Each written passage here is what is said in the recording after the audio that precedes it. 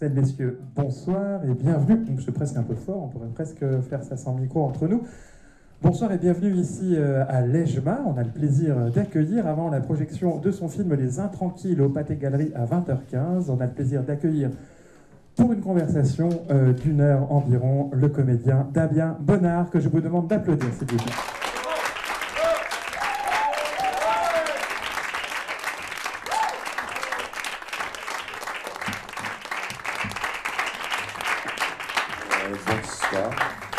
Bonsoir à toutes et à tous. Je suis très touché parce que c'est la première fois que je fais ça.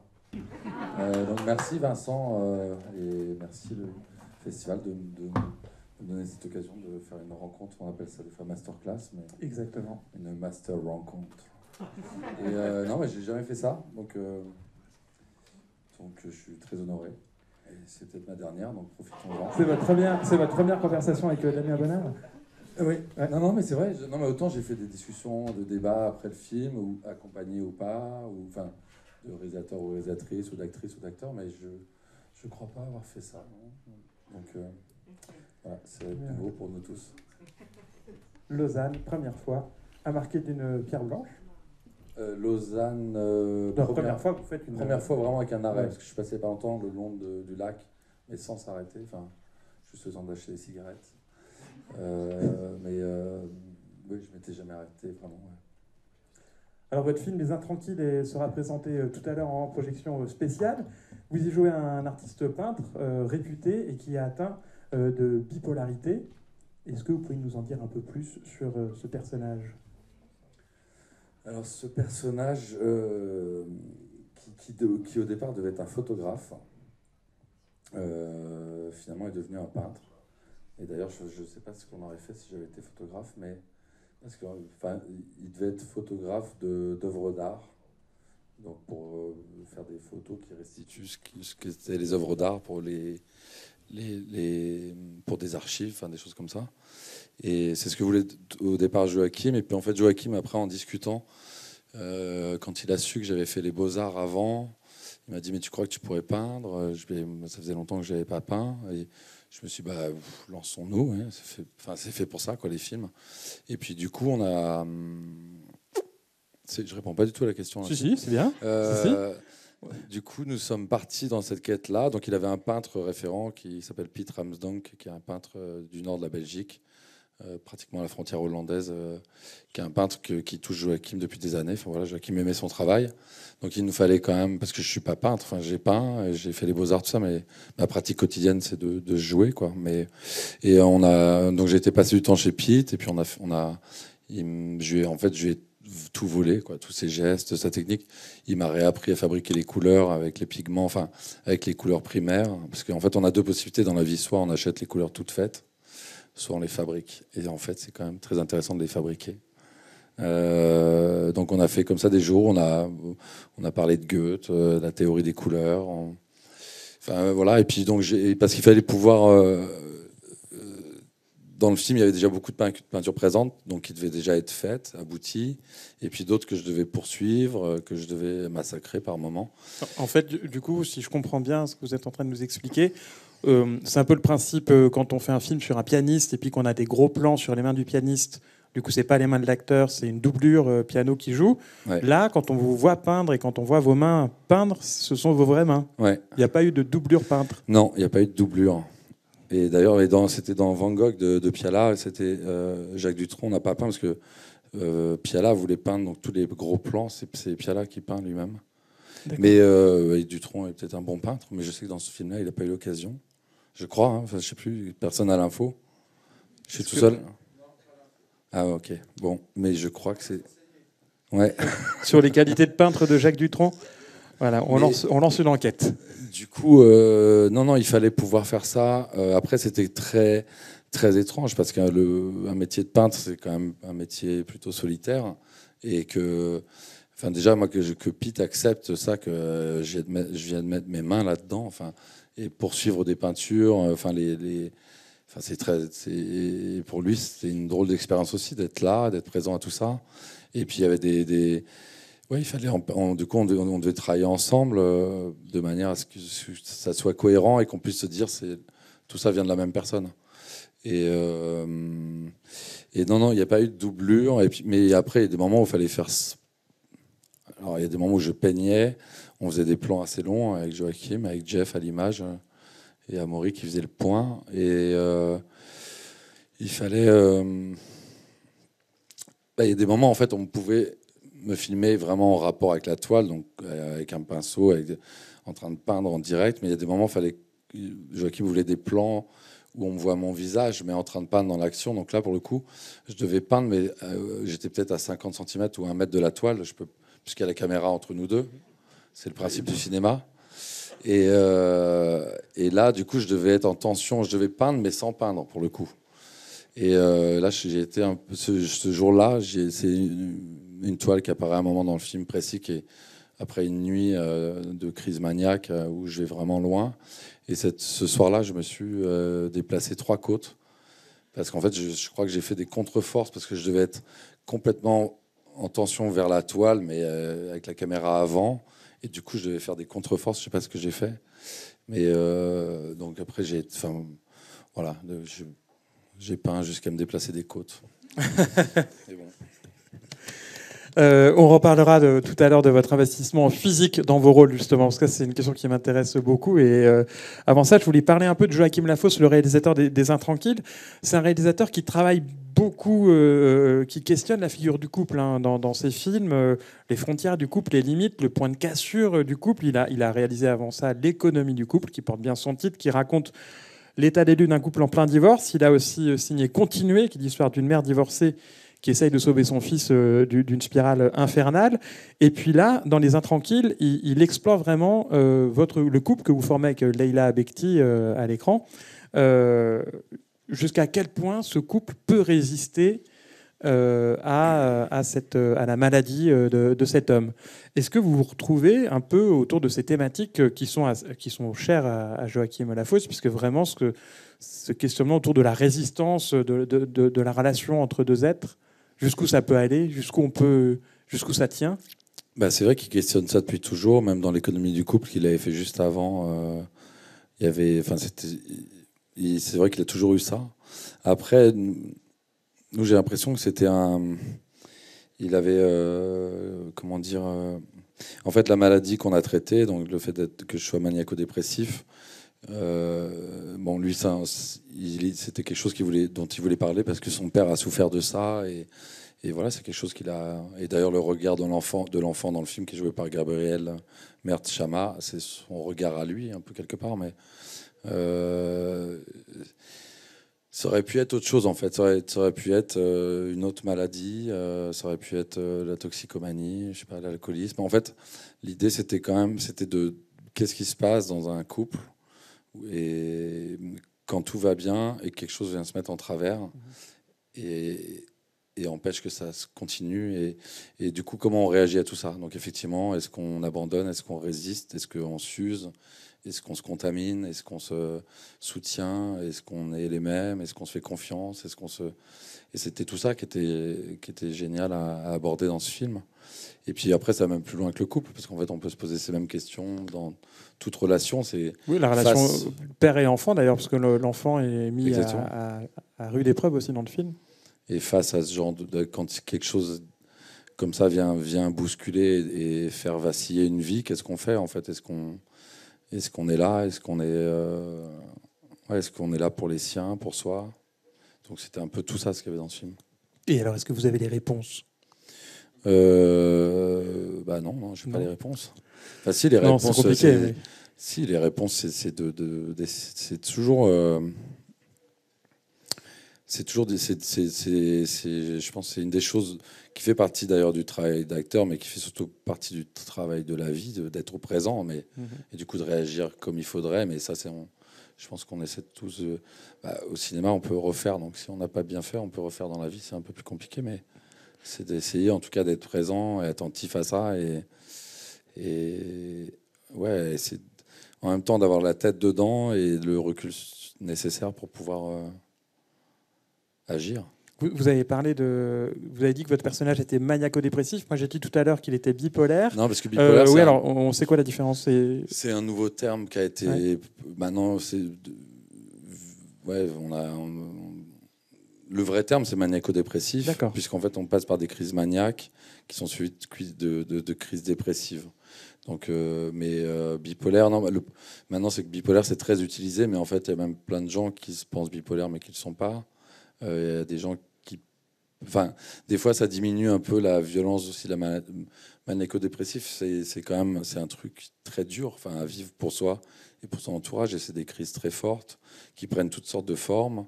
C'est des choses qu'on peut avoir une seule fois dans sa vie. On peut en avoir 4, on peut en avoir jamais. Ça se déclenche sur un choc émotionnel, un choc amoureux. Enfin, et après, il y a des points communs. Il y a des choses qu'on retrouve, des achats compulsifs, des choses comme ça, des gestes. Il y a beaucoup de choses de l'ordre de la fiction aussi, des espèces d'histoires qu'on se raconte.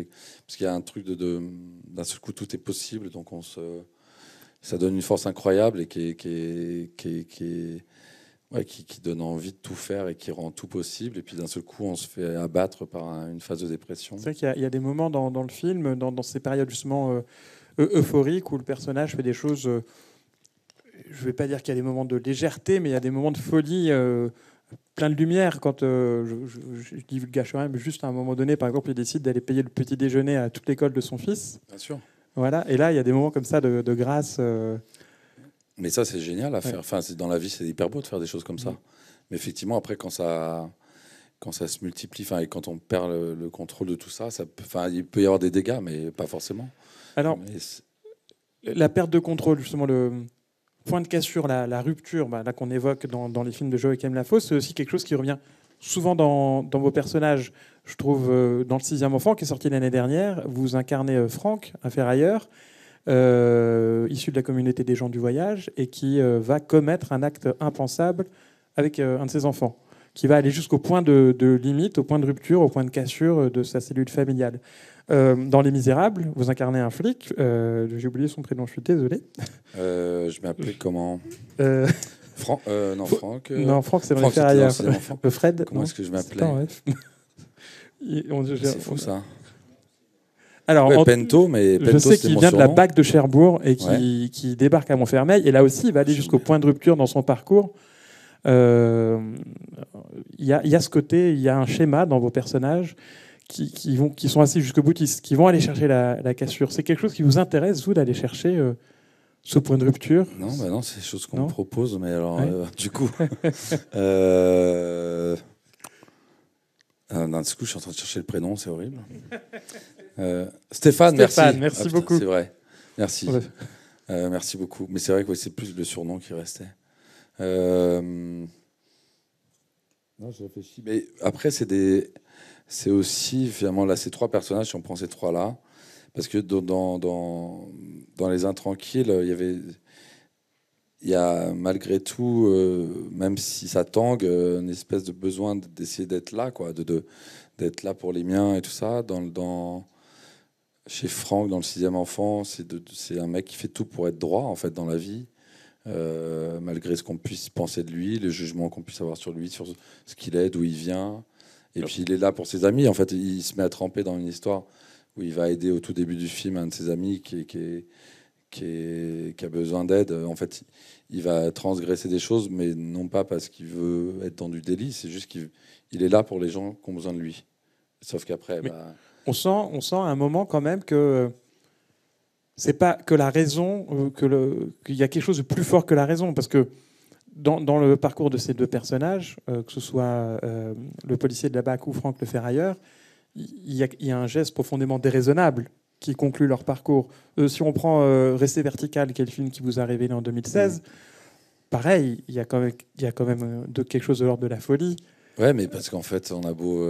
Et si on prend juste un dernier exemple, après, justement, ça m'intéresse d'avoir votre avis sur ces différents rôles. Si on prend Seules les bêtes de Dominique Moll, qui, moi, le rôle que vous jouez dans Seules les bêtes, ce fermier isolé, il m'a terrifié. Non, c'est vrai, il y a quelque chose pareil de l'ordre de la déraison, je trouve, qui unit tous ces personnages. Alors, est-ce que c'est vous qui provoquez un peu ça, ou est-ce qu'on... Non, parce qu'en vrai, les scénarios, c'est pas moi qui les écris, donc ils sont là. Après, c'est vrai que c'est des choix que je fais. Mais je suis en train d'essayer de réfléchir dans tout ce que j'ai joué. Est-ce que chaque fois, c'est ça? Mais c'est vrai qu'en tout cas, dans ceux-là, il y a ces choses-là. Parce que. Mais le truc, c'est que la raison, on sait très bien que il y a toujours cette espèce de séparation entre la raison, la passion, enfin, des ressentis, les raisonnements, et en fait, on est fait des deux. Donc, et, alors même, oui, dans le rôle de Stéphane, dans le rôle d'un policier, il y avait, moi, je m'étais en permanence, j'avais cette raison, c'est-à-dire que pour préparer le film, j'avais rencontré quelques policiers, mais j'avais surtout revu ce film de Sidney Lumet avec Al Pacino. Serpico. Serpico, merci. Et je lisais le code de déontologie de la police et de la gendarmerie tous les matins. Je le relisais, quoi. Parce que je me disais, voilà, c'est un policier qui veut faire son travail du mieux possible. Voilà. Puis en plus, pour être dans la BAC, il faut avoir fait à peu près 50 polices secours, donc, qui sont d'autres types d'interventions, des suicides, des tas d'aides à la population. Mais c'était je m'étais dit, au-delà de la raison, lui, ce que je cherchais chez mon personnage, c'était, je me disais, si je dois arrêter quelqu'un avant même, en fait, l'arrestation, elle va venir parce que je vais juger une personne comme ça. En fait, si je change mon regard sur la personne, je change mon jugement et du coup, l'arrestation se passera différemment, enfin, ou il n'y en aura pas du tout. Donc, c'était de faire revenir alors, je ne sais pas si on peut dire la passion, mais enfin, en tout cas, des ressentis qui dépassent la raison. Enfin, c'est clair ce que je raconte? Si, bien sûr, oui, effectivement. Oui, mais après, on a toujours des bonnes raisons. Vos personnages, en général, dépassent la Oui, mais parce raison. que la passion fait qu'on dépasse la raison. Oui. Et c'est vrai que dans Seules les bêtes, je conserve le corps de cette femme chez moi. C'est vrai qu'elle est morte. Et c'est pas très raisonnable de conserver le corps de quelqu'un à la maison quand cette personne est morte. Mais parce que c'est le dernier de sa famille. Il avait fait la même chose avec sa mère qu'il a éveillée pendant des semaines. Et je pense que ça lui ramène ça. Et qu'il il est le dernier, il est le seul. Et après, il n'y aura plus personne. Et du coup, c'est une manière de ne pas être seul. Donc, ouais, c'est Mais même dans Rester vertical, vous incarnez Léo, c'est un scénariste breton fauché. C'est un peu le film qui vous a révélé, en tout cas au grand public. Complètement. Donc, Léo, il est breton, il est scénariste, il est fauché, comme beaucoup de Bretons. Je dis ça parce que je le suis, donc je sais de quoi je parle. Il part chercher le loup dans l'Écosse et il tombe amoureux de Marie, une bergère qui vit justement très là, enfin, en altitude. Et là, pareil, il va avoir une trajectoire qui est tout sauf raisonnable. Ouais, mais parce que il est là. En fait, c'est marrant. Voire radical, en tout cas. Une trajectoire radicale, même, on peut dire un peu. Oui, parce que c'est vrai que je vais avoir plein d'histoires dans ce film. Enfin, je sais pas si tout le monde connaît ce film ou pas, mais en plus, moi, c'était un baptême. Ce film, c'était vraiment. Je suis passé par des tas de choses que je n'avais encore jamais joué. Déjà, j'avais pas joué grand-chose. Là, je me suis retrouvé vraiment à jouer des tas de choses très fortes, pas forcément évidentes et tout ça. Mais ce personnage, il avait un truc et je pense qu'il était exactement ce que je devais être un peu à cette époque, un peu candide, un peu. J'arrivais dans ce métier, et puis c'est quelqu'un qui prenait un peu le vent en fait, il attendait la bonne vague, et une fois que la bonne vague arrivait, il la prenait, mais sans forcément de raison. C'était une personne il accompagnait quelqu'un quelque part, il accompagnait quelqu'un dans la mort, il décidait d'aller à tel endroit parce que, hop, d'un seul coup, quelqu'un l'emmenait là. Et en plus, il changeait presque de personnalité à chaque fois, parce qu'en fait, en face de chaque personne, il essayait d'être en accord avec cette personne-là et de s'adapter. Donc c'était... ouais, à chaque fois, la raison, c'est vrai que la raison, elle vole en éclats à chaque fois. Ouais. Mais qu'est-ce que je pourrais... Peut-être que je faudrait que je fasse un rôle très raisonnable bientôt. Un truc... Mais est-ce que ça reflète aussi... Est-ce que vos choix de rôle reflètent peut-être une idée plus personnelle de ce rapport à la raison? Peut-être qu'effectivement, vous avez envie de laisser de la place à la folie. C'est quelque chose qui vous attire, enfin, à la folie, en tout cas au fait d'être déraisonnable. Oui, ça m'intéresse beaucoup. Ça vous intéresse beaucoup, ouais. Ça m'intéresse beaucoup. En tout cas, d'être... c'est de sortir des clous, quoi, quand même, tout le temps, de sortir. Mais c'est comme ça aussi que je crois que je me suis construit. Et puis c'est un peu de ça que je viens, mais c'est... Non, je réfléchis d'un seul coup à... C'est-à-dire que si on vous propose de faire 10 jours sans maman 3, par exemple, 10 jours sans maman, vous savez, ce genre de comédie populaire française qui marche très bien en ce moment, où un père de famille avec 2 enfants se retrouve 10 jours sans sa femme et doit gérer les enfants tout seul, et où tout est bien dans les clous et tout est bien casé, écrit, coordonné, et une comédie efficace, somme toute, mais raisonnable. Vous n'y allez pas, quoi. Peut-être que je la ferai, j'en sais rien. Oui, parce que ça serait déraisonnable de la faire. Non, je sais pas. Et j'en ai tourné une il n'y a pas longtemps de comédie, mais qui est pour le coup, je suis complètement fou. Donc, c'est vrai, qui sortira le 7 juin, qui s'appelle Le processus de paix, Dylan Clipper, que j'ai fait avec Camille Chamou. Mais non, je réfléchissais à ce que vous disiez juste avant.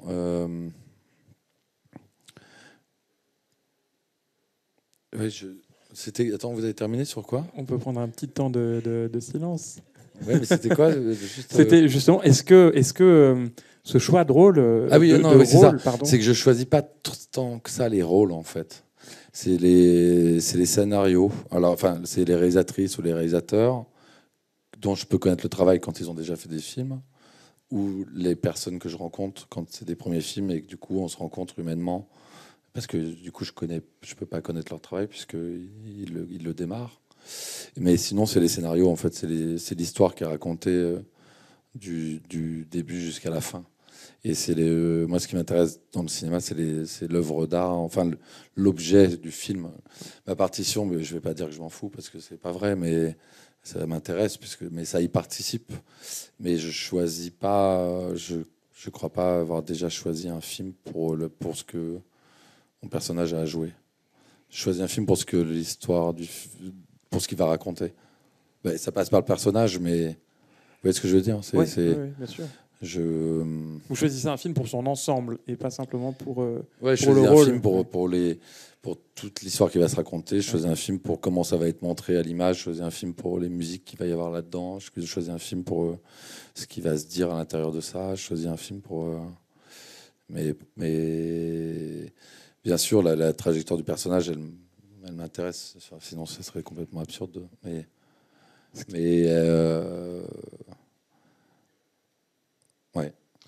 qui est assez intéressant aussi dans les personnages là, dont on a parlé précédemment, c'est que la plupart des personnes de vos interprétations, si par exemple vous allez interpréter une personne issue de la communauté des gens du voyage, vous allez, je sais parce que je vous avais interviewé à ce sujet, donc je reprends mes notes de la dernière fois, vous étiez préparé, vous aviez rencontré des gens issus de cette communauté pour interpréter Franck dans Le 6e enfant. Vous avez dit tout à l'heure que vous avez travaillé avec un peintre pour préparer Les Intranquilles, que vous avez travaillé avec des policiers pour préparer votre rôle aussi dans Les Misérables. Et puis, il y a au final une justesse d'interprétation qui évite de tomber dans le tout venant. C'est-à-dire qu'il ne va pas y avoir le cliché du flic de cinéma, il ne va pas y avoir le cliché qu'on pourrait attendre sur les gens du voyage. Il y a ce soin à essayer d'apporter une justesse peut-être dans l'incarnation. En tout cas, une sincérité, mais c'est très étrange ce truc-là parce que je réfléchis à tout ça parce que j'ai pas vraiment eu l'occasion de faire de suivre des cours de théâtre, de jeu, parce que j'étais trop vieux pour ça. Ça s'arrête à 25 ans. J'ai démarré à 33, donc raté. J'ai fait quelques cours privés comme ça de théâtre, des choses. Et puis après, j'ai surtout fait beaucoup de courts-métrages. Du coup, j'essayais de jouer ce qu'on me demandait de jouer. Des fois, ça a été tragique. Des fois, ça a été plutôt sympathique. Mais parce qu'il y a des choses que je n'arrivais même pas à jouer au début.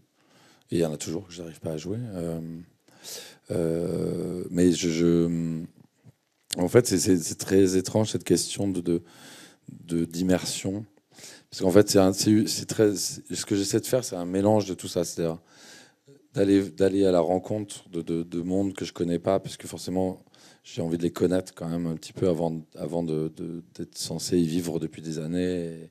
De connaître un peu les codes et les gestes de ces mondes-là, de gens que je vais interpréter. Donc, je vais voir du réel, mais en même temps, faire du cinéma totalement réaliste, ça m'intéresse pas tant que ça non plus. Donc en fait, j'aime bien aller chercher des choses comme ça et puis les digérer, mais je passe aussi par des choses qui n'ont rien à voir. Par exemple, pour Les Intranquilles, j'ai fait donc de la peinture avec Pete, mais ça c'était voilà, très en lien avec le film. Mais j'ai été aussi travailler avec un boxeur, ce qui n'avait aucune raison d'être là, mais parce qu'il m'a aidé à trouver la bascule entre les deux états. Après, je mets des parfums. Suivant chaque film, je choisis des parfums qui correspondent à ce que je pense du personnage. Ça, du coup, l'équipe est tout à fait au courant du personnage quand j'arrive, puisque j'en mets plein. Et moi-même, ça m'aide. Après, j'essaie. En fait, ce que j'essaie de faire, c'est à la fois de l'immersion, mais pas trop, parce que je sais plus qui j'avais entendu dire ça. Je me demande si c'est. Est-ce que c'est Daniel Day-Lewis ou Vincent Lindon? Alors là, du coup, j'ai un doute entre les deux. Mais bon, c'est deux grands acteurs. Mais parce qu'il y a un truc aussi dans l'immersion, c'est que si on va tous faire des stages chez un artisan pour reproduire ses gestes, finalement, si tous les acteurs font le même stage, entre guillemets, et se retrouvent tous à interpréter cet artisan de la même manière, ça n'a aucun sens. Enfin, ce qui compte, c'est si on doit aller apprendre à se servir d'un marteau, c'est à s'en servir, mais à sa manière. Si c'est reproduire exactement les gestes de quelqu'un, mais qui n'est pas soi, enfin, c'est d'essayer de comprendre des choses, mais de les digérer pour qu'elles fassent partie de soi. Et du coup, j'essaie de faire des mélanges comme ça, donc entre des choses très réalistes et très du quotidien, et puis des choses qui n'ont rien à voir, où je vais ailleurs. Parce qu'en fait, j'essaie moi-même, dans ma vie d'homme et de comédien, de passer, bien sûr, de consacrer ma vie à cet art, parce que c'est là que je suis heureux, mais à ne pas trop traîner dans cet art. Enfin, parce qu'en fait, mais comme dans la vie, je pense qu'on a besoin pour pouvoir continuer à être vivant en permanence, faut sans cesse découvrir de l'inconnu, donc aller faire de l'errance, aller d'un seul coup voir des paysages qu'on n'a jamais vus, des gens qu'on n'a jamais vus. Et il ne s'agit pas de partir loin, hein, c'est juste au lieu de tous les jours prendre la même rue pour sortir de chez moi, d'en prendre une autre et de voir ce qui se passe. Et c'est juste ça. Et à chaque fois, pour chaque film, j'essaie de faire ça pour avoir quelque chose de nouveau, je sais pas, pour renouveler mon cerveau. Je sais pas comment. Oui, c'est assez clair. Enfin, c'est comme si, ouais, je sais pas, c'est comme si je pourrais écouter Keith Jarrett tous les jours, mais un jour dans la semaine, je parle de ça parce qu'on est dans une école de musique et que je suis un fou de musique, ouais, d'écouter Keith Jarrett tous les jours, et puis voilà, le vendredi soir, m'envoyer un gros album de Bob Marley, enfin, histoire de sortir aussi de ces zones comme ça ou de connaissances. Bah, par exemple, vous regardez probablement des grosses comédies américaines de temps en temps. Énormément. Ouais. Non, énormément. Ouais. Je suis un grand fou d'Apato, de tous les films avec Adam Sandler. Je pense que je les ai tous vus. J'adore Ben cette Stiller œuvre. aussi. Ben Stiller, Ouais. tout ça. Non, mais ça, si je pouvais jouer dans des films comme ça, j'adore ces films. Et qui sont des films sous des comédies comme ça, qui sont des films qui racontent des vraies choses et avec de la profondeur. Mais c'est ce qui est intéressant dans la comédie, c'est ce qu'il y a en France chez Salvadori, c'est ce qu'il y a chez des gens chez Louis C.K. Il y a même des notions de philosophie dans ces comédies. Enfin, la comédie, c'est un des trucs les plus durs. La vie rêvée de Walter Mitty, là, par exemple, qui est avec Adam Sandler. Non, avec Ben Stiller, pardon. Ouais, ça c'était. Ben Stiller, oui, tout à fait. Je sais plus si j'ai vu celui-là par contre. Qui raconte l'histoire d'un photographe de presse qui rêve sa vie. J'ai pas vu celui-là. Ah bon? Ah bah il m'en reste un à voir. À travers les photos qu'il archive. Non, je l'ai pas vu. Il va en celui-là. Islande et puis après il a plein de. Ouais. Mais non, ça c'est des choses. Ou Jim Carrey ou. Mais on vous propose peu de comédies encore à vous. Ouais. Comment? On vous propose peu de comédies encore à vous. Un petit peu. Le premier qui l'a fait, c'était Pierre Salvadori. Ilan Clipper, on l'a refait donc l'année dernière. Et rarement, ouais. Parce que vos personnages ont plutôt des parcours dramatiques.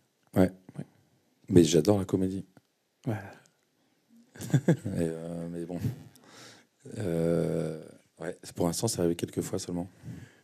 Parce que là, si je vois la suite, alors effectivement, il y a cette comédie d'Alan Clipper qui va sortir. Alors, j'ai vu aussi ce que ce qui m'a ça m'a à la fois sidéré parce que c'est un univers cinématographique très dur. Vous êtes à l'affiche du prochain film de Yorgos Lanthimos. Oui. Oui. Alors pour le coup, là, on n'est pas dans du rigolo. Même si ceci dit, The Lobster. Alors Yorgos Lanthimos, c'est un réalisateur grec qui a fait entre autres The Lobster, The Favorite aussi, et La mise à mort du cerf sacré, qui est. Puis il avait commencé par Canine aussi, ouais, qui sont des films très très particuliers avec un univers, une proposition très très intense. Et là, ça s'appelle Poor Things. Alors je vous lis le pitch, puis peut-être on peut en parler quelques minutes. Pour échapper à son mari violent, Bella se donne la mort en se noyant. Son corps va être ramené à la vie puisque son cerveau va être remplacé par celui de son enfant à naître.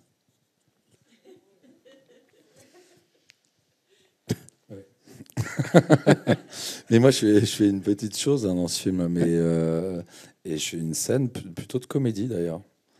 Je crois que c'est une scène plutôt drôle, un peu étrange, mais après je peux pas trop révéler parce qu'en vrai, je pense que là c'est bien d'avoir la surprise, mais non, Yorgos, on a fait un autre film avant qui est pas encore, qui a un moyen métrage. On a fait un film muet en noir et blanc, en pellicule, qui dure à peu près 40 minutes, qui est un espèce d'essai comme ça de court-métrage, moyen-métrage, mais que j'ai fait donc avec Emma Stone encore, et des couples de personnes âgées grecques et une chèvre qui s'appelle Xénovia, et c'est un film sur l'amour et la mort. Mais c'est un film qu'en fait on présente dans des opéras ou dans des centres d'art, parce qu'en fait ils jouent avec un orchestre live qui est composé d'un ensemble de violons, d'un chœur grec et d'une joueuse de koto, qui est un instrument japonais.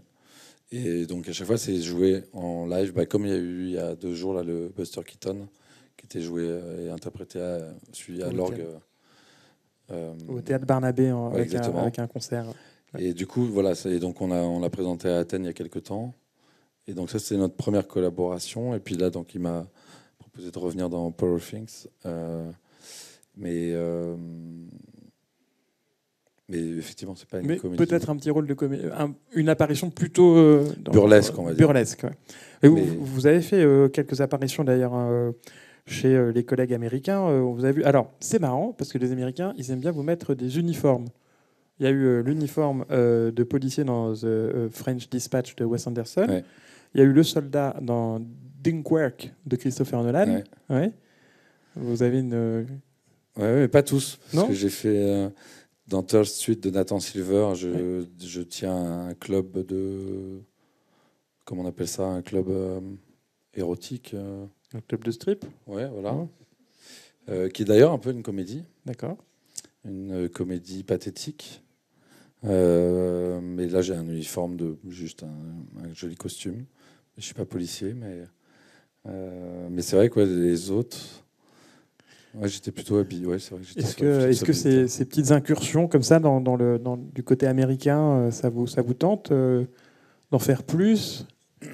C'est toujours une question que je me pose. Ça vaut-il mieux avoir un petit rôle dans une grosse production américaine qu'un grand rôle dans une petite production européenne? Un petit rôle dans... Un petit rôle dans une... Est-ce qu'il vaut mieux avoir un petit rôle dans une très grosse production américaine ou un grand rôle dans une toute petite production européenne?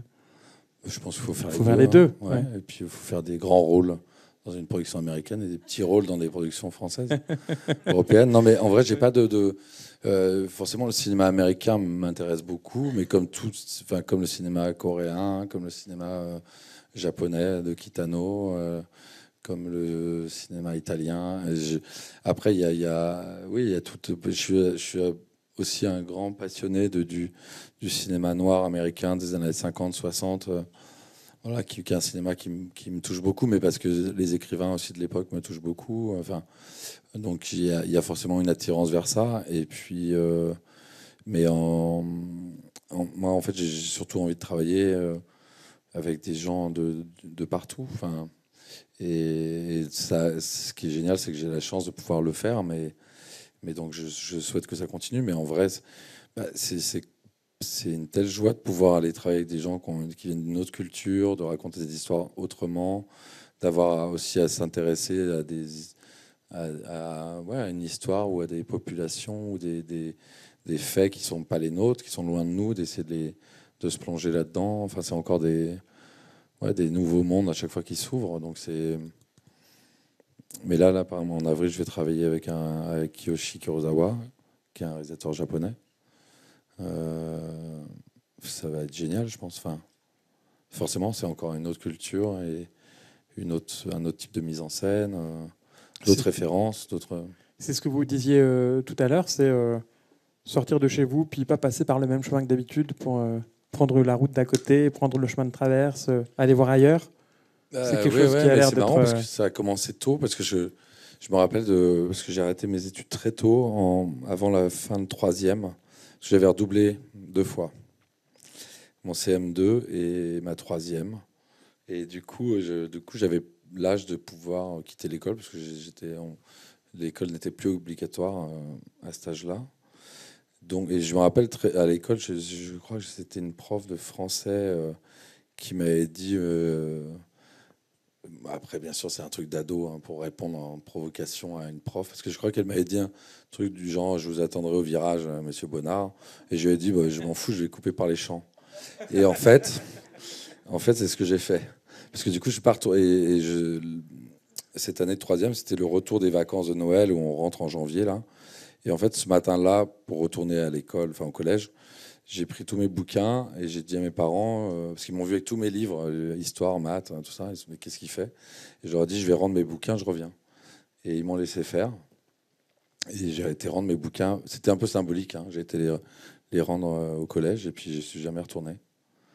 Et puis après, mes parents m'ont dit par contre si tu fais rien, il va falloir faire quelque chose parce qu'en vrai, ils voulaient pas que je reste là à rien faire. Donc ils m'ont proposé d'être émancipé, donc c'est-à-dire d'être majeur avant l'âge légal de 18 ans. Mais ça impliquait de trouver un appartement, un travail, tout ça. Donc ça m'a fait très peur d'un seul coup. La liberté, en fait, n'était plus si proche que ça. Ouais. Voilà, elle avait un prix d'un seul coup. Et par contre, ils m'ont dit, mais si tu décides de faire quelque chose de ta vie dans lequel tu sois heureux, on te soutiendra. Soit tu fais rien et tu dégages, soit tu fais un truc et on sera là. Et du coup, c'est comme ça que j'ai fait les Beaux-Arts. Oui, vous ne vous destiniez pas au cinéma à cette époque-là, non. Plutôt des arts graphiques. Je me destinais à sauver ma peau. Non, après, mes parents étaient pas artistes, mais mon grand-père l'était. Mon grand-père était sculpteur. Il était souffleur de verre et fondeur d'art. Donc, il faisait du bronze et du verre. Ma tante était aussi dans le verre, mon oncle dans le bronze. Donc, j'ai grandi avec des gens comme ça qui avaient des ateliers et qui étaient dans un truc de. Donc je pense que ça a beaucoup joué. C'est-à-dire que de voir mon grand-père dans son atelier en train de créer et que son quotidien, ça soit j'ai ça dans la tête, je veux le faire, je le fais. C'est un truc génial, je pense, en tant qu'enfant, de voir ça, d'y participer et tout ça. Donc je pense que ça a dû me donner un déclic. Mais ça a souvent été comme ça parce que du coup, en fait, le jour où mes parents je fais vite fait l'histoire, mais quand ils m'ont dit il faut faire ce choix-là, ils avaient les papiers, j'avais qu'à signer. Et j'aurais dit je vais aller réfléchir un peu. Donc je suis parti, j'habitais à la campagne dans un tout petit village, je suis parti sur un petit pont en pierre. La rue s'appelait la rue du Pont. Et j'ai réfléchi sur ce pont jusqu'à ce que je me dise je vais faire les Beaux-Arts. Et ce qui est marrant, c'est que pour le cinéma, ça a été un peu la même chose parce qu'en fait j'avais eu un peu 1000 vies avant. J'ai fait plein de métiers, de maçonnerie, à assistant d'artiste, à de la pêche au Canada. Enfin, j'ai fait des tas de trucs. Et quand je suis arrivé à Paris, c'était pour aller à Londres au départ, mais la vie à Londres était trop chère, donc je suis revenu. Et puis j'ai été hébergé chez une amie, et puis je suis devenu coursier pour gagner ma vie. Et puis un soir, on a été voir une pièce de théâtre, qui est une pièce de Shakespeare qui s'appelait Mesure pour mesure. Alors le théâtre et le cinéma m'intéressaient, mais en vrai, j'avais très peu de culture là-dedans. Je connaissais un peu des choses, mais pas tant que ça. Et en voyant cette pièce, je me suis dit, putain, ils ont l'air d'être tellement heureux dans ce qu'ils font sur scène, dans ce qu'ils vivent sur scène. Je vais faire ça. Et le lendemain, j'ai été m'inscrire dans des cours. Mais, donc c'est pareil, ça a été un déclic, une espèce de décision comme ça. Je sais pas. Et après, je me suis dit, c'est ce chemin-là. Donc voilà, mais... Alors c'est plutôt pas un rêve d'enfant. Non, c'est pas un rêve d'enfant. Mais c'est plutôt un bon chemin, puisque vous avez quand même eu 4 nominations au César. 2017 pour Rester vertical, nomination pour le meilleur espoir masculin. 2019, nomination pour le meilleur acteur dans un second rôle pour En liberté. 2020, nomination de meilleur acteur pour Les Misérables. 2022, nomination de meilleur acteur pour Les Intranquilles. 2023, c'est la bonne du coup? Rien, ouais. Non? 2024, c'est la bonne? 2024, ouais, je sais pas. Ouais. Parce que, bah si, alors là, vous allez avoir la comédie. Si ça se trouve, ça va être votre chat Ouais, au c'est pantin ça. à vous. C'est ça. Ouais. Processus de paix, Dylan Clipper. Et puis, alors, vous allez être aussi à l'affiche d'une affaire d'honneur d'un certain Vincent Pérez. Oui. Voilà. Je sais pas qui c'est, Vincent Pérez. Non, non. Un réalisateur prometteur, en tout cas, qui signe son nouveau film avec Doria Tillier, Roche Dizem, Guillaume Gallienne et vous. Qui est un film génial. Enfin, c'était une aventure incroyable parce que du coup, ça a été une rencontre avec Vincent Pérez aussi, humaine et en tant que directeur d'acteur, réalisateur et comédien, parce qu'il joue aussi dedans. Mais et puis voilà, qui nous a embarqué dans tout ce film, dans tout ce que ça raconte sur le duel. Enfin, c'est des questions très très importantes et très justes sur tout ça. Mais du coup, on a appris l'escrime pendant des mois. Enfin. Parce qu'il fallait être quand même crédible aussi. C'est un film sur une histoire de duel. Ouais. Mais donc on s'est formé à ça et c'était un temps d'apprentissage très intéressant. Enfin, et ça questionne des tas de choses, le duel, l'honneur, le conflit. Enfin, vous verrez. Hein, c'est pas une comédie. Non, c'est pas une comédie. Non, c'est plutôt un film d'époque qui se passe au 19e siècle. Ouais. Plutôt vers la fin de cette. C'est pas un film de KPDP, quoi. C'est plutôt. Non. D'accord. Très bien. Ben J'en dis très pas plus. Non, n'en dites pas plus. Faut pas tout dévoiler. Et quelques mots sur le processus de paix. Alors, la comédie. Le processus de paix, c'est on va commencer à le montrer bientôt. Là, je crois que je pars dans 2 week-ends pour aller le présenter. On a tout petit peu présenté pour l'instant une fois. C'est sur un couple chez qui ça va très mal. Qui, à la place de s'aimer, en sont venus à se détester. Mais finalement, ils sont toujours ensemble, mais ils se détestent. Enfin, ils se parlent comme. Enfin, ça devient complètement absurde, quoi, juste pour des choses de la vie, de s'agresser verbalement, de plus supporter, d'être chacun dans sa bulle. Et donc, ils décident de mettre en place un système pour pouvoir, avec des règles, pour arrêter que ça déborde de partout et qu'on piétine l'autre en permanence. Mais en fait, les règles, c'est encore pire que tout. Et c'est tout un questionnement autour de ça. Mais on en revient à la déraison. Ouais, exactement. Et donc, vous êtes un des 2 membres du couple du film? Oui, c'est Camille Chamou. Camille Chamou et vous, le couple. Et non, j'ai hâte de le partager, ce film, parce que ouais, il y a quelque chose de très beau. Il y a plein de gens dans ce film. Il y a Jeanne Balibar, c'est toute une troupe, on est très nombreux.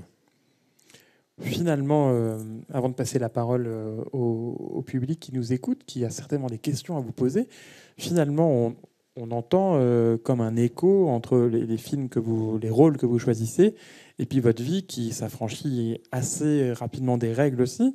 Vous décidez de laisser tomber l'école, vous partez, vous faites 1000 métiers différents.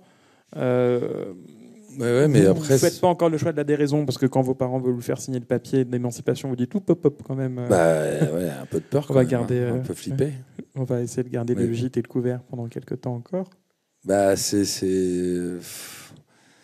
qui est bizarre, c'est des trucs que je retrouve aussi dans le cinéma. C'est en fait parce qu'en fait, je sais que au fond, j'ai quitté l'école parce que je trouvais il n'y avait pas assez de magie, qu'on nous offrait pas assez de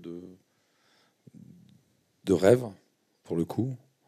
Du coup, dans le cinéma, j'en trouve. Après, les vies que j'ai eues avant, elles me passionnaient toutes pour ce qu'elles étaient, parce que je découvrais des nouvelles manières de voir le monde. Enfin, quand on est sur des bateaux en plein milieu du Canada, avec de l'eau. Enfin, je suis tombé 3 fois à l'eau pendant le. Vous pêchiez quoi? C'est un métier dangereux, pêcheur. Vous pêchiez quoi? J'ai fait des anguilles, j'ai ramassé des algues aussi, qu'est-ce qu'on faisait? Enfin, après, il y a un peu toutes sortes de pêches au Canada, mais c'était surtout c'est des mondes, d'arriver sur un bateau de connaître les nœuds qu'il faut faire, les gestes d'urgence, des tas de choses. Et c'est des choses fascinantes en fait à comprendre, à observer et puis à pratiquer, avec les erreurs que ça peut impliquer. Je sais qu'à un moment on avait, je sais plus, je crois que c'était les algues. Je sais qu'il y avait une loi au Canada pour un coquillage qu'il fallait surtout pas ramasser, qui est interdit de ramasser parce qu'il est protégé. Mais il se trouve que des fois il était accroché aux algues, et donc ça on peut pas. Et puis il y a des fois des contrôles en mer. Donc là, le truc, c'est de vérifier qu'il n'y a pas ces tout petits coquillages qui doivent être plus petits que ce bouchon. Donc c'est c'est un enfer à trouver. Mais une fois que le bateau est vide, donc il faudrait le nettoyer. Et comme ça, les coquillages, s'il y en a, ils repartent par l'évacuation du bateau. Et donc là, dans le feu de l'action, avec les gardes-côtes qui arrivent, tout ça, il faut nettoyer ce bateau. Et par exemple, sans réfléchir, j'ai fait un truc qu'il ne faut jamais faire. C'est-à-dire que j'ai pris un seau pour le remplir d'eau, mais en pleine course avec le bateau qui fonce, qui est juste un truc pour s'arracher un bras. C'est la meilleure idée, de plonger un seau vide dans de l'eau en avançant à fond en bateau, par exemple. Je me suis fait très très mal au bras, par exemple. Mais ça voilà, maintenant ça me fait un truc en plus. Mais non, à chaque fois, ça me fascinait tous ces mondes. J'ai travaillé au CNRS aussi et en fait, le travail d'acteur me permet finalement de faire la même chose, c'est-à-dire de rêver et de découvrir des choses comme ça. Donc j'ai l'impression qu'en fait, même si c'était pas conscient, ça a toujours été un peu là, en fait, ce truc d'être dans le monde et puis d'aller chercher une porte de plus à ouvrir à chaque fois. Mais je sais pas, En fait, on dirait que vous avez l'impression que vous n'aurez pas assez d'une vie. Ah bah là, c'est déjà clairement compliqué, ouais. Ouais, mais pour nous tous, tous les livres qu'on voudrait lire, tous les disques qu'on voudrait écouter, tous les gens qu'on voudrait rencontrer, faut pas trop y penser parce que c'est à la fois ça donne de l'élan, mais à la fois c'est un peu flippant parce qu'on sait qu'on n'y arrivera pas. Mais donc faut essayer de. Ouais. Je veux pas plomber l'ambiance, mais non, mais c'est fou quoi cette vie comme elle passe. En tout cas, du coup, quand vous racontiez votre histoire du bateau de pêche canadien, je me suis dit que vous seriez super dans un rôle de marin.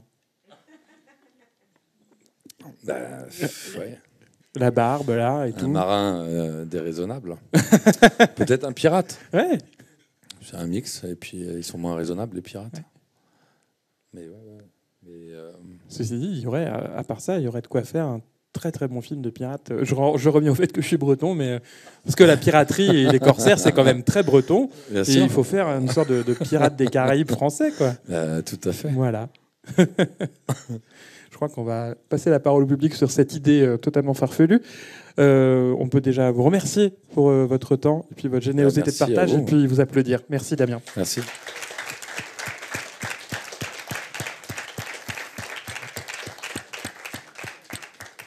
Voilà, alors si vous avez des questions, il y a une personne, une jeune fille qui est là avec son micro et qui peut vous le passer volontiers. Bonjour, moi c'est Dana. Du coup, ma question, c'est par rapport aux intranquilles. Si vous pouviez choisir 3 mots pour décrire votre alchimie avec Leïla, vous choisiriez quel mot? 3 mots.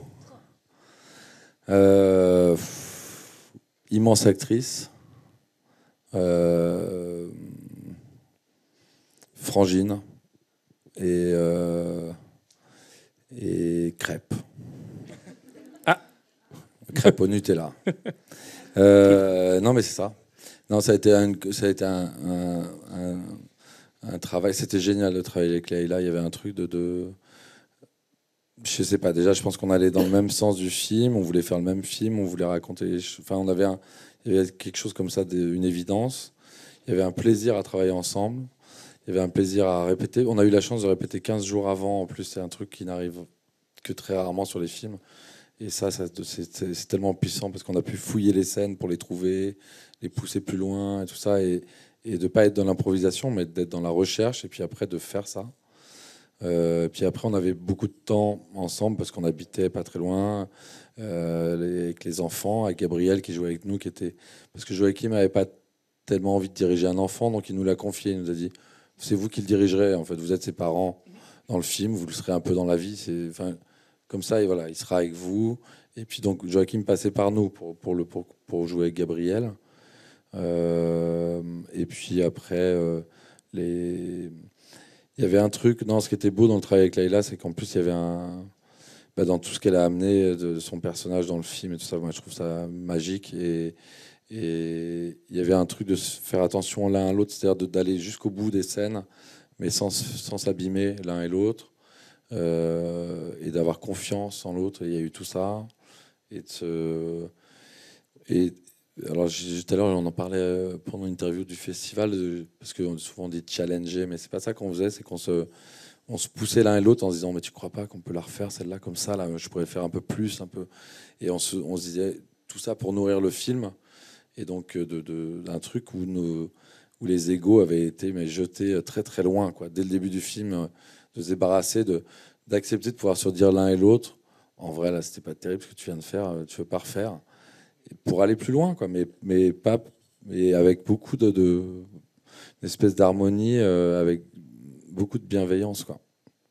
Et voilà, les crêpes, c'était un clin d'œil parce qu'on s'en mangeait pas mal, voilà. Et qu'elle aime ça. Bonjour, j'ai une petite question. Vous avez vécu plusieurs vies, vous avez eu plusieurs métiers, vous avez voyagé. Vous n'avez jamais eu envie d'écrire, surtout, vous avez l'air d'aimer l'immersion. Vous n'avez jamais eu envie d'écrire sur les personnes que vous avez rencontrées, sur tout ça? Je prépare mes mémoires, oui. Mais non, mais ou passer derrière la caméra, je sais pas. Est-ce qu'il n'y a pas des histoires que vous auriez envie de raconter? Si, pour l'instant, je les garde en tête. Déjà, je les ai toutes en tête, forcément. Et puis, elles me nourrissent. Et puis voilà, puis c'est ma vie, je les ai vécues, et, bien sûr. Après, passer derrière la caméra, j'y ai pensé. J'ai déjà fait des petites collaborations comme ça, mais j'y ai pensé. On me l'a proposé aussi. J'ai eu des envies à des moments. J'en ai toujours, des fois.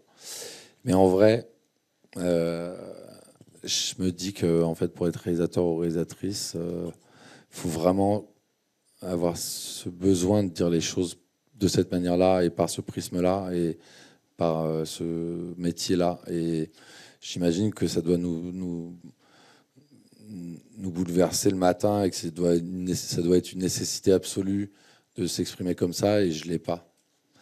Je l'ai pas pour l'instant. Peut-être que je l'aurai plus tard, mais du coup, je me suis jamais levé en me disant, faut absolument que tu ailles filmer cette chose-là.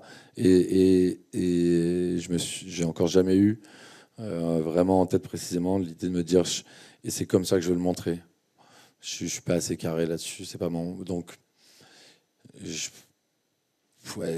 pas envie du coup de prendre la place de quelqu'un qui a des choses à dire à travers ce métier.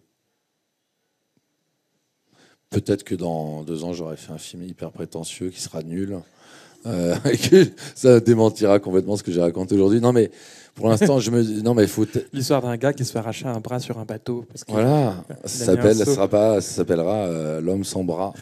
Mais non, ça donne envie des fois. Mais sauf que c'est un métier, je pense, qui est tellement dingue, parce que d'être réalisateur ou réalisatrice, c'est quand même prendre des décisions sur absolument tout en même temps, quoi. D'un seul coup, de se dire, oui, ça c'est le bon décor, ça non, ça le son, je le veux pas comme ça, je voudrais qu'on filme ça comme ça, je voudrais que les costumes ils aient ça, je voudrais que ça raconte ça. C'est un truc. Déjà, moi, j'essaye en tant que comédien, de m'en sortir à peu près pour tenir le cap. Je me dis, ça doit être une expérience, mais ça doit être magique en même temps. Et ouais, ça doit être beau de vivre ça. Mais pour l'instant, non. Mais peut-être.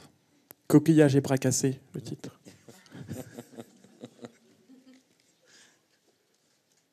Qui... Ah, une question devant. Une autre... bonjour, c'est Karine. Bonjour. Vous dites que vous êtes arrivé tard dans l'univers du cinéma, donc en tout cas dans l'acting. Et est-ce que c'est la même chose aussi par rapport au cinéma que vous avez vu? Est-ce qu'après vous vous êtes forgé une culture cinématographique ou avant vous étiez déjà attiré? Alors j'allais au cinéma quand j'étais enfant. En fait, chez moi, il n'y avait pas vraiment de télé. Il y avait une télé. Il y a eu quelques années où il y avait la télé, mais qui était souvent, qui a toujours été une télé, pour très longtemps, une télé en noir et blanc, avec une petite antenne là, et elle était au grenier, donc non chauffée, Donc il fallait vraiment avoir envie, avec une couverture, d'aller se peler pour aller regarder un truc. Mais c'est là que je regardais quand même des trucs comme Colombo, des choses comme ça. Après, j'allais au cinéma. Chez mes grands-parents, il y avait Canal+. Donc c'est vrai que mon frère, on était ravis, parce que mes grands-parents avaient l'abonnement, mais c'était que pendant les vacances. Où là, on pouvait voir Rocky, on pouvait voir d'autres trucs. Et après, on allait au cinéma avec mon frère, parce que le cinéma local de la petite ville où j'ai grandi, enfin, une des petites villes où j'ai grandi, il y avait un cinéma et un cinéma club, donc aussi avec des grandes archives de cinéma et des vieux films et des choses comme ça. Il y avait des nuits du cinéma aussi, la nuit du western, des choses comme ça. Donc ça, c'était toute la nuit entière. Et gamin, c'est génial d'aller voir des westerns toute la nuit et puis de manger une soupe à l'oignon à la fin. Et nous, on allait au cinéma parce qu'avec mon frère, on mettait les programmes du cinéma sur les pare-brises des voitures et en échange, on avait des cartes de place. Et je faisais pareil à la piscine parce que mes parents, on a toujours été comme ça. On avait un peu d'argent de poche, mais pas trop. C'était si vous voulez d'autres choses dans votre vie, vous vous débrouillez. Si vous voulez plus que ce que nous, on est là pour vous aider. Si vous voulez aider absolument tel basket, bah, il faudra trouver un moyen. Donc on faisait ça à la piscine aussi, où on ramassait les papiers sur la pelouse. En échange, on avait des entrées pour la piscine et des boules coco et un hot dog. Donc c'était toujours comme ça. Mais donc j'ai quand même mes parents on avait un magnétoscope et j'ai pu voir des très grands films à la maison. Mais pas, et c'était donc cinéma et un peu à la maison. Mais après, on va dire que c'était jusqu'à mes 14 ans. Et qu'entre 14 et 20, il y a eu un peu moins de ça, parce que peut-être que dans l'adolescence, j'étais plus attiré par les motos, le fait les ados, quoi. D'autres choses, d'autres passions. Et puis ensuite, il y a eu les Beaux-Arts, où là, j'ai commencé à revoir des films aussi, parce que je me suis intéressé aux films d'art, des choses comme ça. Et puis que j'avais des cours d'histoire du cinéma ou de photo. Et puis après, j'ai travaillé dans un cinéma où je travaillais à la cuisine du cinéma, donc j'avais encore des places gratuites, où j'allais voir des films. C'est là que j'ai découvert des films comme The Shed de Raphaël Nadjari, qu'est-ce que j'ai vu d'autre de très troublant. Il y avait un film merveilleux. Bon, j'ai pas ça en tête là tout de suite, mais bon, bref. Et puis après, il y a eu un retrou, donc plus trop, voilà, de temps en temps un film comme ça.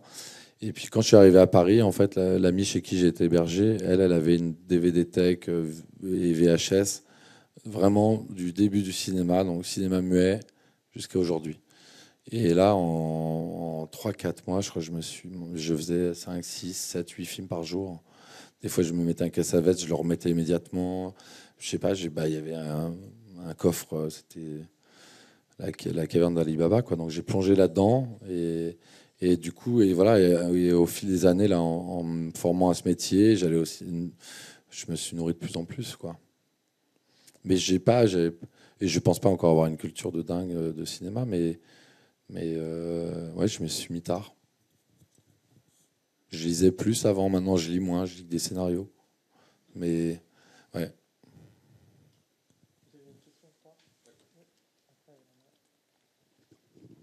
Rebonjour Damien. Rebonjour. Vous avez parlé des rôles que vous n'arrivez pas encore à jouer. Quels sont-ils, pardon. Non, c'est des fois c'est des choses dans lesquelles on n'ose pas plonger. Au tout début, en fait, il y a eu 2 moments au tout début où j'ai commencé à jouer parce que j'ai fait des courts-métrages. En fait, ce que j'avais fait, c'est que je m'étais inscrit dans toutes les écoles de cinéma. J'avais été déposer une photo avec mon numéro de téléphone, un mail, pour être appelé pour faire des courts-métrages. Donc, ce qui s'est passé de temps en temps. Et puis, à l'époque, il y a eu je sais pas, souvent, on me voulait dans des rôles violents, tout ça. J'étais incapable de jouer la violence. On voulait que je sois autoritaire. Je n'arrivais pas à être autoritaire. Voilà. Et puis après, il y a eu les premiers petits rôles, des choses qui marchaient à peu près. Après, il y a eu deux expériences assez drôles maintenant avec le recul. C'était un film de Christophe Campos qui s'appelait La Loi de Murphy, avec Fred Testo. Je sais plus qui avait. Moi, j'avais un tout petit truc. En fait, on m'avait proposé de venir faire une silhouette. Donc, silhouette, c'est. Parce qu'en fait, moi, j'ai commencé dans ce métier aussi comme ça. J'ai fait beaucoup de figuration. Donc j'ai fait figuration, silhouette. Donc silhouette, c'est une figuration filmée d'un peu plus près, mais qui parle pas. Ensuite, il y a silhouette parlante, donc c'est avec peut-être un mot ou un chuchotement. Après, il y a petit rôle, second rôle, et je suis passé par tout ça. Et ce jour-là, on m'avait dit c'est une silhouette, tout ça. Donc parce que je rêvais de faire ce métier, mais oui, c'est ce que j'ai pas dit au début, c'est que je rêvais de faire ce métier absolument, mais c'était le truc qui me faisait le plus peur du monde. Donc dès qu'on me disait il y aura du texte, oh putain, non, je vais pas pouvoir. Alors que je rêvais de ça, mais c'est comme quand j'ai eu le long métrage d'Alain Guiraudy, je me suis dit génial, c'est enfin mon premier rôle, et là je me suis dit oh, t'es dans la merde. Il va falloir tenir 40 jours, tu n'y arriveras pas. Et du coup, ce jour-là, cette silhouette, je suis arrivé, le réalisateur m'a vu, il m'a dit bon, super. Alors, tiens, ça c'est ton texte. J'étais pas du tout, on m'a pas du tout prévenu que j'avais un texte. Et donc il m'a dit ça c'est ton texte. Je fais ok. Et d'ailleurs, si tu veux le faire avec un accent italien, c'est bien. Et si tu peux être un peu efféminé, c'est parfait. Et puis donc je me suis retrouvé avec un t-shirt en barésie, à devoir avoir un accent italien avec un texte. Et là, j'ai vraiment eu la sensation qu'on me poussait au fond d'un trou dont j'allais jamais revenir, ni voir le fond d'ailleurs. J'ai eu vraiment très peur. Et Fred Testo il m'a embarqué dans son truc. Et du coup, je me suis amusé à improviser. Voilà. Et puis la deuxième fois, c'était avec Bertrand Blier, quand j'ai eu l'occasion de jouer dans Le Bruit des glaçons. Et je l'avais rencontré en essai. Pas en essai, on avait fait une rencontre. Et puis, il m'avait pris comme ça un peu sur ce qu'il avait vu, voilà, de ce que j'étais humainement, mais j'avais joué dans presque rien. Et puis, je suis arrivé sur la première scène, qui était une scène avec Jean Dujardin et Anna Varro, que je devais tuer. On était 2 voyous et on devait rentrer dans la pièce, sortir nos flingues et les tuer, pour de faux, dans le film. Et là, j'ai fait, je pense, 2 pages. Donc, c'est-à-dire que je suis rentré, j'ai fait comme ça, hop, hop, et Bertrand, et j'ai dû dire, j'avais une phrase, et Bertrand Blier a dit coupez, tu vas jouer comme ça tout le temps. Et là, je me suis dit, putain, ouais, merde, c'est vrai, il sait pas que je suis mauvais, il m'a pas vu en essai. Et puis, et en fait, c'était un très beau cadeau qu'il m'a fait, parce qu'en fait, je pense que j'étais pétrifié de peur. Et il a dû le sentir, parce que juste après, il a dit non, je déconne, c'était très bien, on refait. Et c'est comme s'il m'avait offert une paire de chaussons. Ça m'a fait un truc. Je me suis dit, ah putain, en fait, ça va aller. Et redescends. Parce que j'étais terrifié par ça. Et puis, ça a été, là, les débuts, c'était comme ça. Après, j'avais Rachid Bouchareb, dans Hors-la-Loi, j'avais une semaine de figuration. Et le jour où j'étais essayé costume, je me suis dit, je tente le tout pour le coup. Est-ce qu'au lieu de la semaine de figuration, je peux avoir une journée avec une phrase?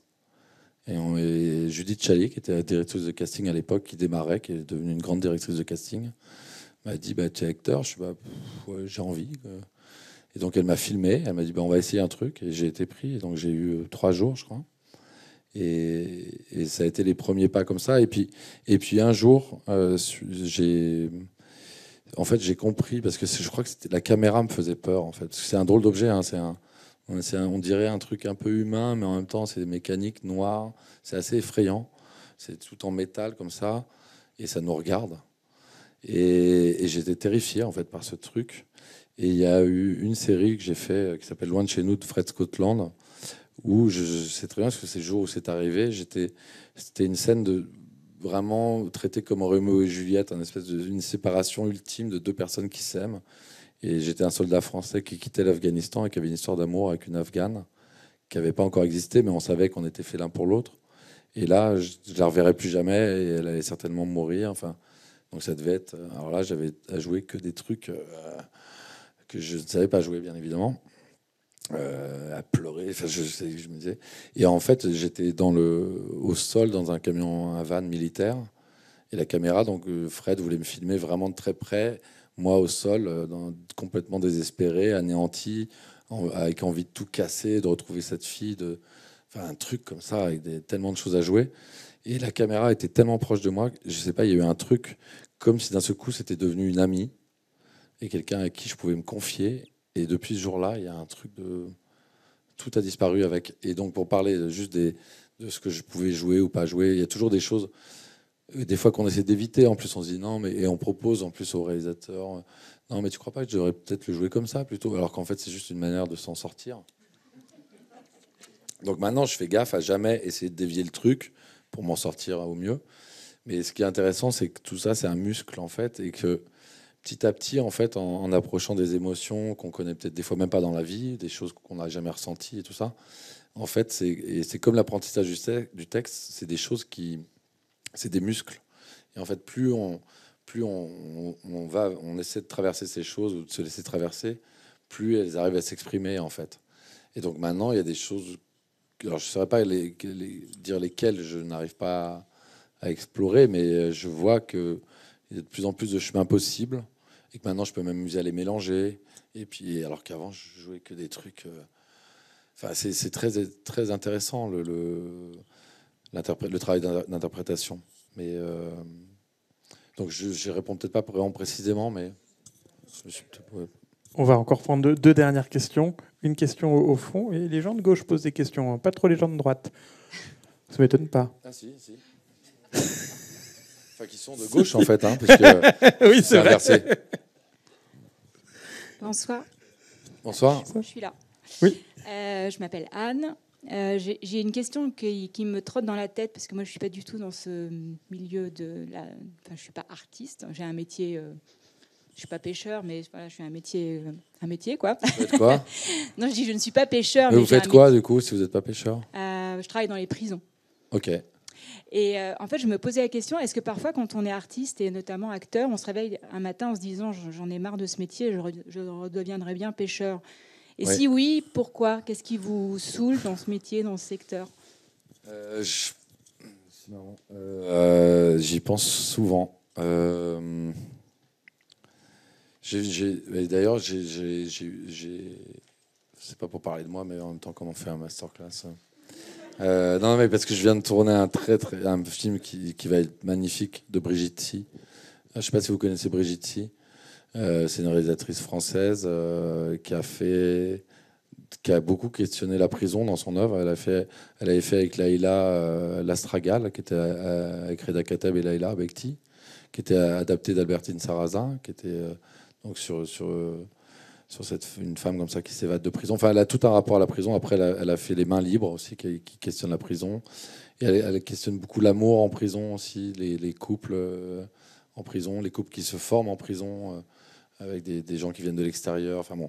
Et on vient de faire un film qui va s'appeler Le Bonheur et pour demain, que j'ai tourné avec Laetitia Casta et Béatrice Dalle et Guillaume Verdier, voilà, et d'autres gens. Enfin, c'est juste, j'y pense parce que du coup ça fait une info intéressante parce que c'est un film qui me touche beaucoup et du coup, enfin, voilà, et je me questionne beaucoup sur la prison en ce moment. Mais voilà,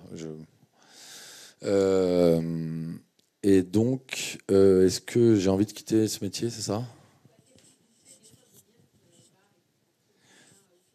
Bah, franchement, c'est très souvent des doutes sur mes qualités d'acteur. Parce que je passe mon temps à voir des gens tellement incroyables à l'écran, hommes ou femmes et tout. Je me dis, est-ce que toi, tu as vraiment quelque chose à foutre là? Donc ça revient très régulièrement. Après, c'est d'avoir envie je sais pas trop, c'est des drôles de questions, mais c'est des trucs qui reviennent souvent. Et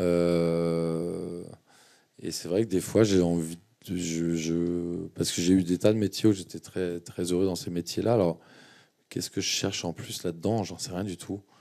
Mais en vrai, je le remets souvent en question.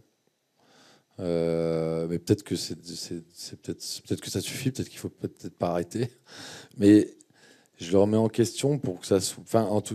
Le problème, c'est que c'est aussi un métier qui peut être parasité de plein d'autres choses. Alors, mais le problème, c'est que ça va avec aussi parce qu'il y a tout un truc de rêve.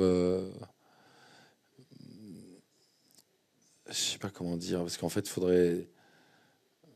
Le problème, c'est qu'il faudrait, en même temps, c'est génial de partager ce métier. En même temps, c'est bien quand il reste mystérieux. En même temps, enfin, c'est très, très bizarre comme chose. Mais je trouve, par exemple, que ce festival est très intéressant Parce qu'il y a plein de festivals où il y a tout le temps des fêtes, des tas de trucs, des photos avec des sponsors, des trucs dont genre, je sais que ça sert au fonctionnement aussi, au financement des festivals, tout ça, mais c'est tellement agréable aussi, par exemple, ce festival, qui est un endroit du coup où on rencontre des gens à qui on parle de cinéma, enfin, ou d'autres choses, mais que ça ne soit pas parasité par d'autres trucs ou par des carrés VIP, des trucs. Il y a quand même un truc très bizarre de faire un art qui se partage et en même temps de se mettre à l'abri, quoi.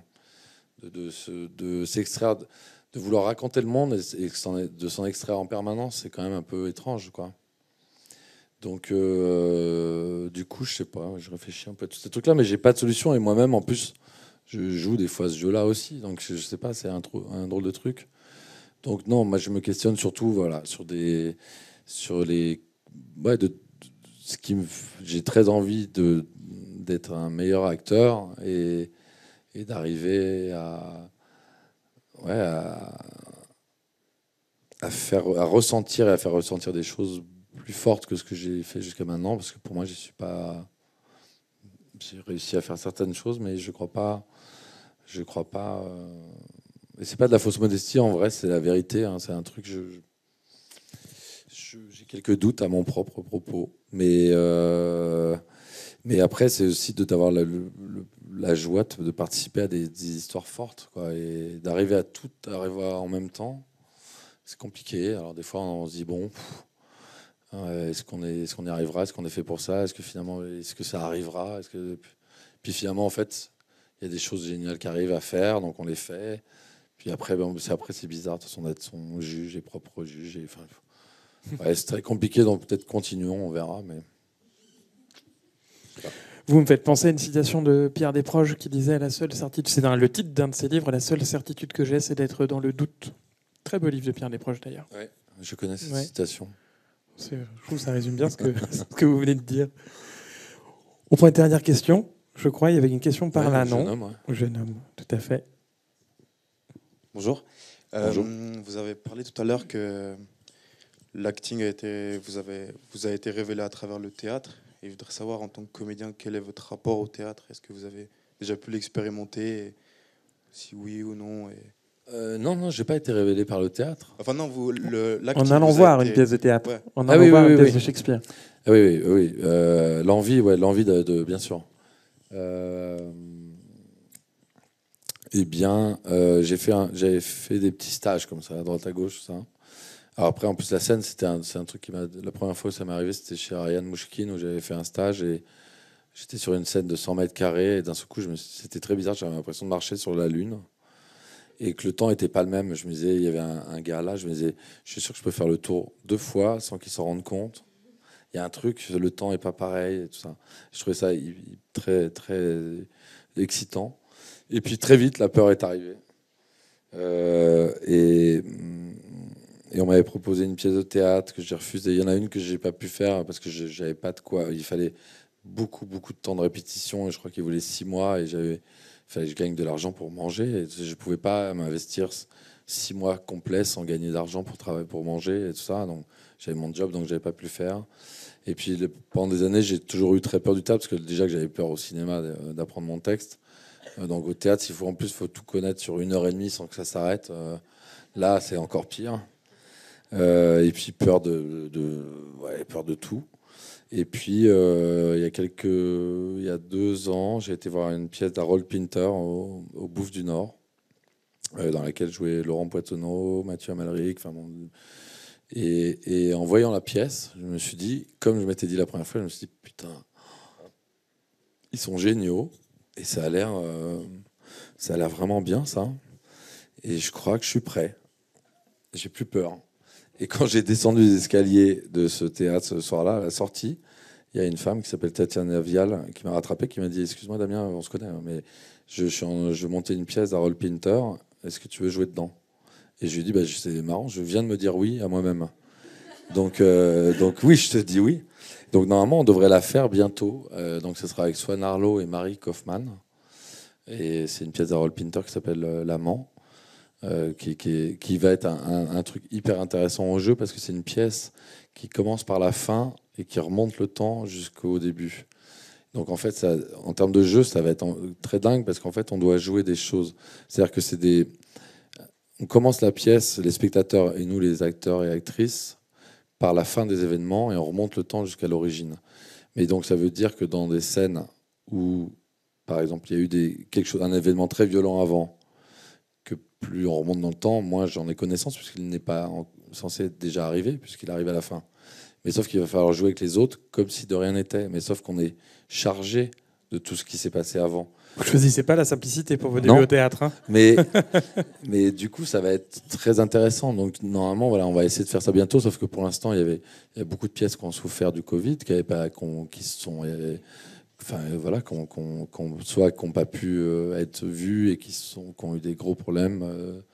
Il n'y avait personne pour les voir. Ensuite, il y a celles qui étaient prévues et qui ont été repoussées. Donc maintenant, on commence un peu à arriver à peut-être des possibilités de nouvelles créations. Donc voilà, l'idée c'est de faire ça bientôt. Mais maintenant j'ai dit oui, j'ai peur, hein, mais c'est intéressant. Merci beaucoup, Damien. Merci à vous. Hein. Voilà, si vous avez envie d'encore plus de Damien Bonnard, eh bien à 20h15 au Pathé Galerie, il y a la projection des Intranquilles. Vous y serez ? Oui, je vais présenter ce film que j'aime profondément. Merci, et puis bonne semaine de cinéma. Merci à vous.